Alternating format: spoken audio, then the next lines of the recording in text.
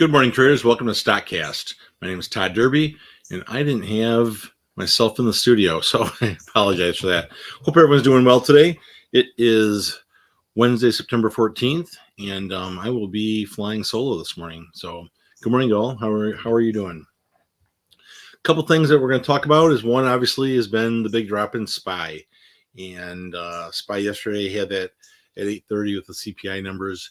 Did a big did the 10 point 11 point push for the morning, and then it rode down quite a bit yesterday, hit a low around 391.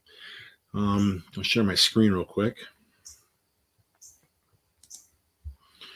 So this morning it's doing a pretty decent job of bouncing off those lows of the 391s, and James talked about strong resistance between 388 and 390. And so right now, as we're watching the pre-market, I think it's going to run up to maybe 395, 396, and come back down and test that 390, 389 area. If it breaks 388, we're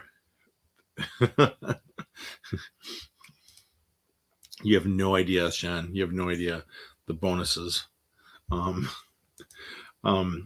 He's working. He's got other meetings that he's doing, so other stuff that neither Johnny or I are able to do. So, but anyway, it's going to come down, and if it breaks through that 388 resistance, we could see a pretty significant drop. And I think overall, there's a lot of sentiment that the market's going to be bearish.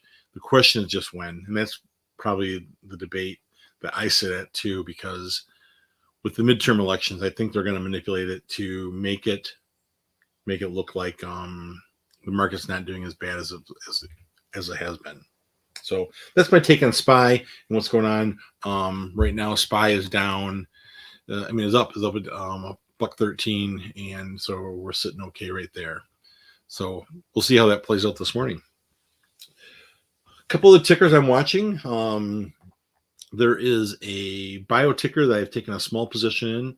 When I say small, real small, I've just it's trading around 23 cents.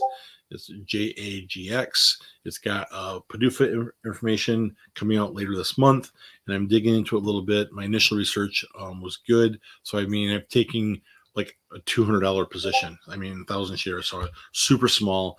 And as I dig into it a little more, I'm gonna look to increase my position in there, and I'll share information the next couple of days on that. But if you want to start digging around and looking at it yourself, you're welcome to, and then we can share some information through StreamYard or through our StockCast show.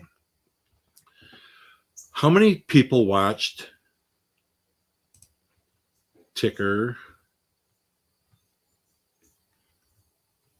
That is not what I want to see.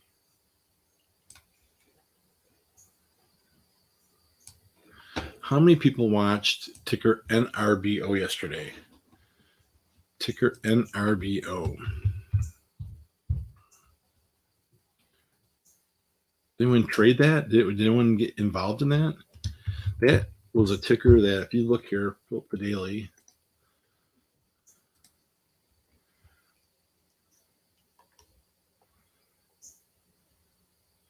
It did a split. It did a reverse split actually here, so it's a little misleading.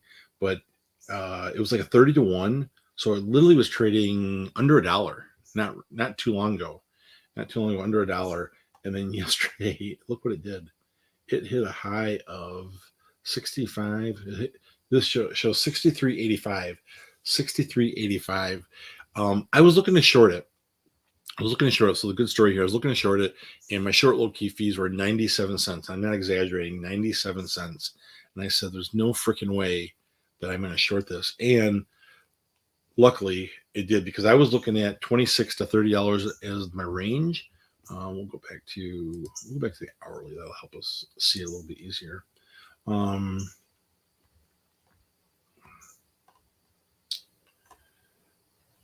So right about in this range right here, $25, I'm watching it, and I'm thinking about taking a short position, and my short locates for 97 cents. And so I did not short it, and I had no commitment to the long because of the way the the reverse split. It was really the spread on it was big. It was choppy. It was moving. It was moving like 50 cents, 80 cents, a dollar at a time. So I was fearful of getting long and getting dumped on. But look what it ran up to $63 yesterday, and so again, it was on my watch list for this morning, and my short locate fees were $1.99, and I've never seen anything that crazy, that expensive. So it would have been a fun one to be. If you're long, and it would have been a fun one to come in. But it did hit 63, and it came back down, and it closed. Got back down around 25, but it closed right around 29.90. So this morning it was bouncing around a little bit. It hit a little spike this morning also. But I was curious to see if anyone hit that one or caught that one or caught that runner. Would have been an exciting one to get. So with that, ticker ADTX, Aditext, they're doing a 51 reverse split. So I was watching for them for the same thing. Let me pull that up real quick.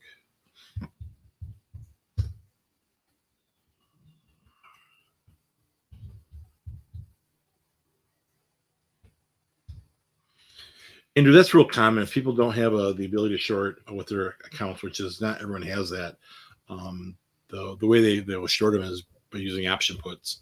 So I'm not sure if that one had an option play or not, but that would have been the other option. So ADTX was having they were a 50 to 1 reverse split. So they were definitely on my radar for this morning. And here, there's the reverse split. So basically what that does is it tightens up the float. It tightens up the float, makes it more volatile, makes it move a little bit quicker. And so this morning I hopped in that one, and I caught that on a short. And early this morning, I little pre-market and had a real nice day. Had actually one trade, took about 6 minutes. It was a nice little win. So these reverse split plays can be interesting because they can run if you can get a handle or get a sense of where they're headed. Playing them long or playing them short can be quick, and it can be even powerful. If you play it wrong, it can be quick and it can be deadful. So you got to be careful. You have to, or be willing to cut your loss very, very quickly. So you got to be very, very, very careful. So I'm watching ADTX this morning. I'm gonna watch NRBO, but only for more for entertainment purposes. And then I'm gonna do a little homework, a little digging, and this ticker Jaguar Health, JAGX, and get into it. But like I said, I told you I've got a very, very small position. So what are you looking at? What are you thinking about this morning? What's on your trading plate? Let me go through the comments, and we'll see what people are taking a look at. Good morning. Good morning. Yes, John, I appreciate the information. Sharing the news that you do.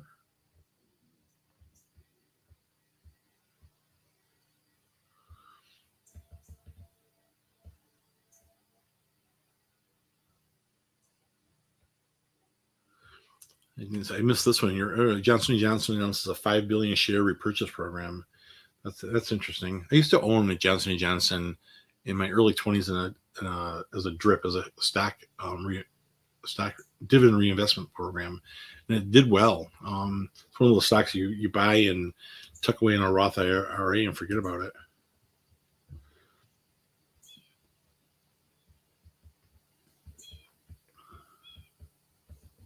Is anybody here following Jordan Garcia's and Johnny's 250 to 10,000 small account trading challenge? Is anybody taking those trades? Anyone following them? Let me know if you are.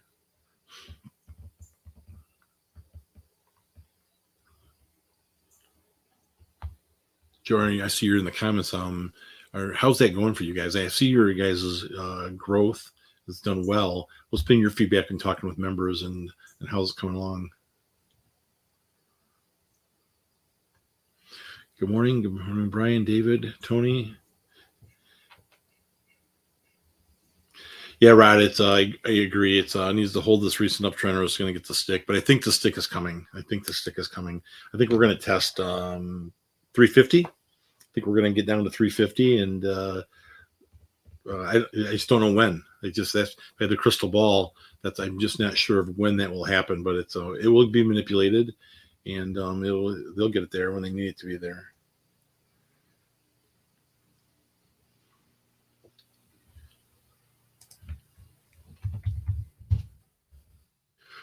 Oh yeah, UNG. Mr. David shared that. Look at those candles. Woo!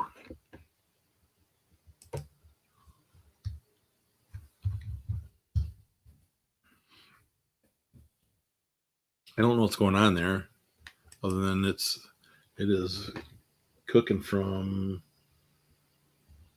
Well, it's up about a little over $1, so it is cooking. Mr. Dave, are you trading this one, or you're just announcing that you've seen that it's going? You know what's going on there? SPPI, I like that ticker. Let's take a look at that one. I'm going to look at my chart over here.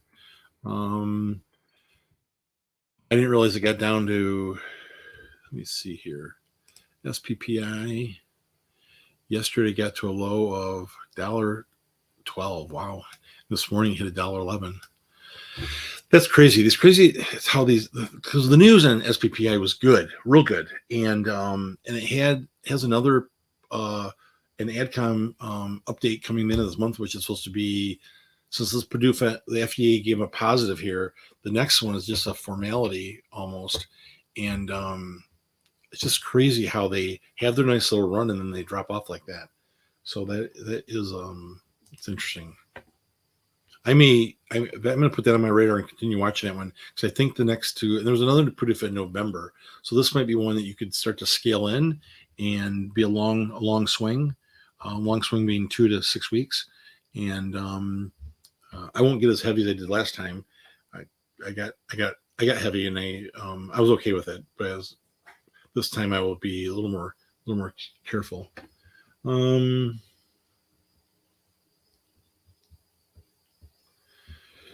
Yeah, Jordan, Jaguar Health. It's if you know the history, you know a little bit about them. Take a look at them. They've got some FDA clearances coming up that look pretty promising. One is that they've been kicked back twice, and they're coming back the third time. And usually, when they're coming back like that in a very short time window, that's a really positive sign, because they can't afford to get kicked back a third time or get denied. So usually, if it comes back a second time, they just have to dot an I, cross a T, something very, very simple. And that's why I think that if the price that's at 23 cents or 22 cents, 24 cents, that you could easily see a pop to 36, 40, over 50 cents and get up over $1 in a fairly short window. So it's something I'm looking at. They're all winners. All right. That's good news. So blindly follow Jordan's $250 challenge to 10,000. They're all winners. So you can stop doing everything you're doing. They're all winners. Now I was looking for a little more details than just that. Andrew's getting emails, not trading them. I haven't yet. I was. Kim, you were, but then you stopped. Well, how come? I'd be curious to hear the answer on that one.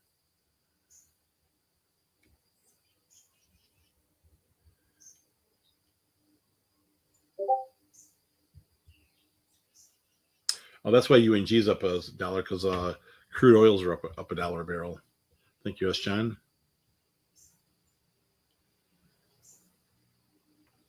Sarah's watching Sens.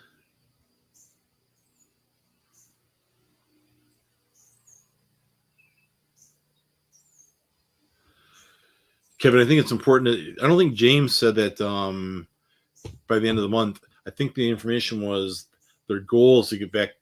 They're definitely the goal is to get over $1. But he never gave a timeline.